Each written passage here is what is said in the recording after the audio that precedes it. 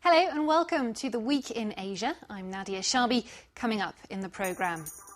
Burma's Aung San Suu Kyi is in Europe to claim her Nobel Peace Prize over 20 years after it was awarded to her.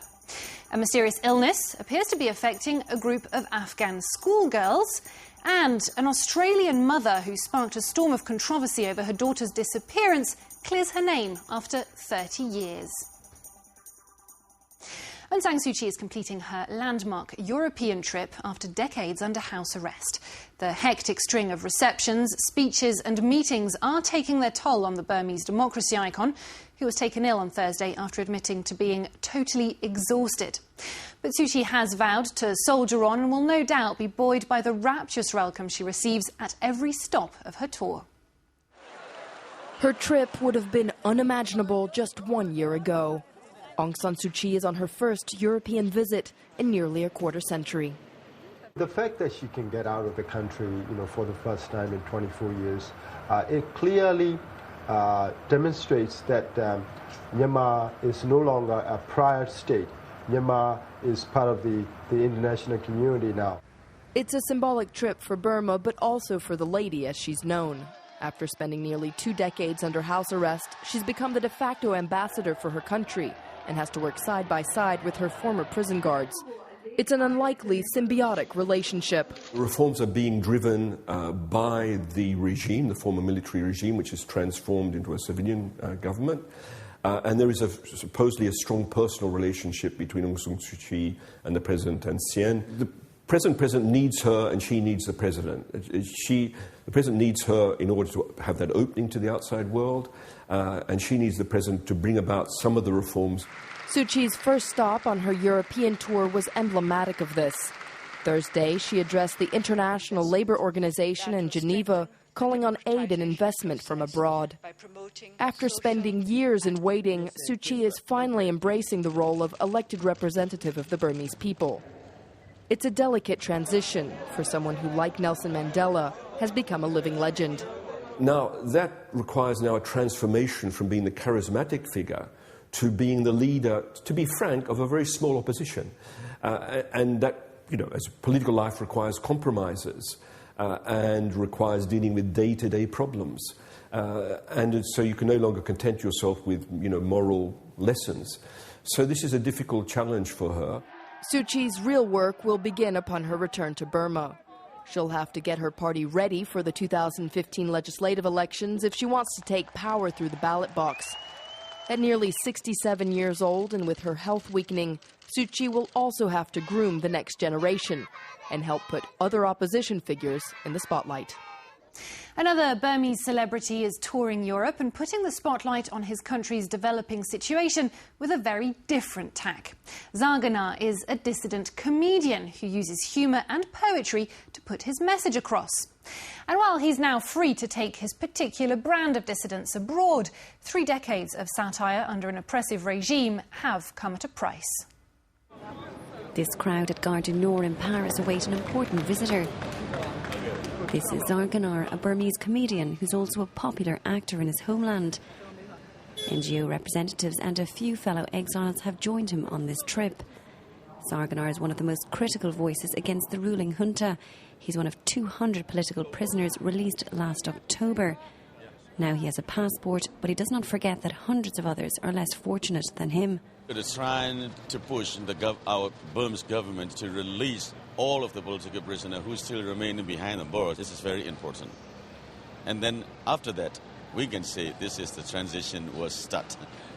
The release of Aung San Suu Kyi, the parliamentary elections, all signs of Burma moving forward.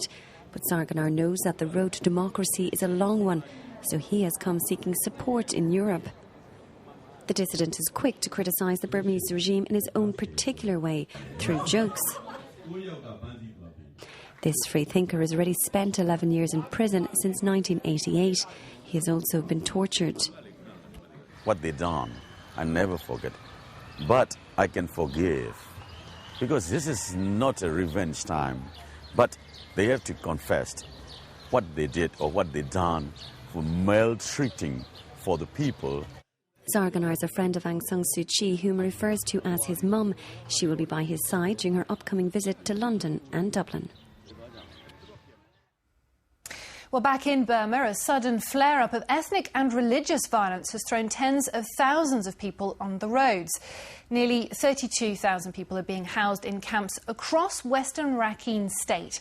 Dozens have been killed there and thousands of homes destroyed in the unrest that opposes Muslims and Buddhists.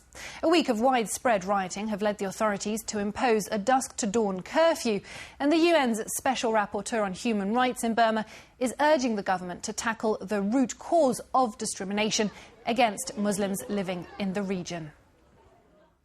Now, it's a story that smacks of déjà vu. Young Afghan schoolgirls suddenly displaying worrying symptoms usually associated to poisoning.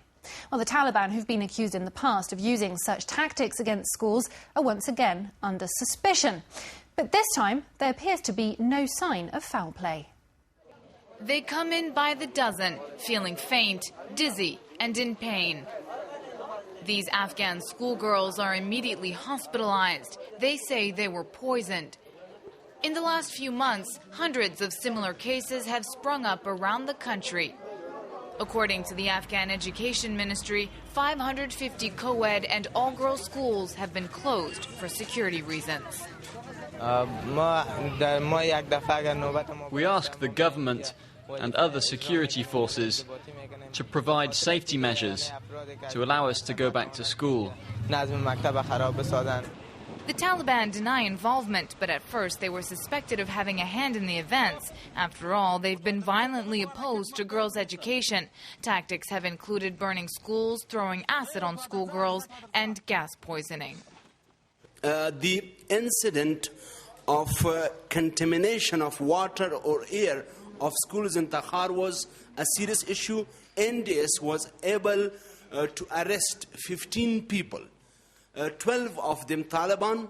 Afghanistan has seen this before. In 2009, in the town of Shargar, poisoned, hospitalized schoolgirls made headlines. Gas poisoning and contaminated water are being blamed for the fainting spells. But to this day, neither Afghan authorities nor NATO's International Security Assistance Force have found any evidence. Initial laboratory tests of multiple air, water, and material samples were negative for any organic compounds like poisons or other toxic material. At this point, it is unlikely that any foreign substance caused the reported symptoms. In the absence of scientific proof, some point to what psychologists call mass hysteria, spontaneous and simultaneous physical or emotional symptoms among a group of individuals, like school children. In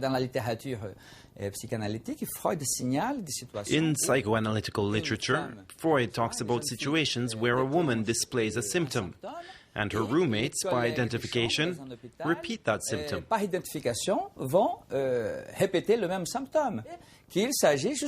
It's a kind of hysterical contamination.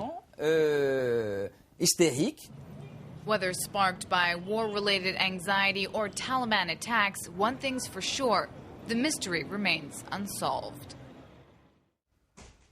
For decades, an Australian woman has maintained that her baby daughter was taken and killed by wild dogs during a camping holiday in the outback. But Lindy Chamberlain-Creighton spent 3 years in jail on charges of infanticide, and her headline-grabbing story became a Hollywood blockbuster. Well, 32 years on, she's finally been vindicated by the authorities, who've confirmed her version of events. It was the story that gripped a nation. Lindy Chamberlain-Creighton claimed that wild dogs had taken her 9-week-old girl, Azaria, while on a trip to the outback in 1980.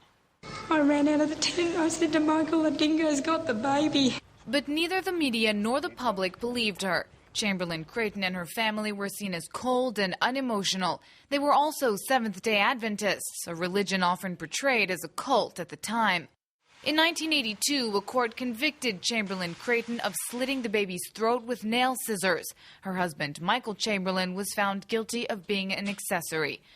Chamberlain-Creighton was released after 3 years in jail. Further evidence exonerated the couple and they received compensation, but many remain unconvinced. Speculation continued with a 1988 film starring Meryl Streep that chronicled the family's ordeal. I'd like to know more than anyone else what happened to my my baby daughter. Clues to what really happened came years later. Since 1998, there have been 3 confirmed dingo attacks on humans, and the wild Australian dog is blamed for other suspicious incidents, prompting a coroner to lay the case to rest 3 decades later. Azaria Chamberlain died at Uluru, then known as Ayers Rock, on the 17th of August 1980. The cause of her death was as the result of being attacked and taken by a dingo. Australian authorities insist such attacks are rare, but at the time they were wary of admitting they were possible altogether.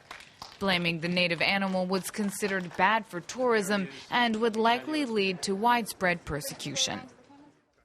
Well, that's where we're leaving this edition of The Week in Asia. Thanks for watching, and do stay tuned to France 24.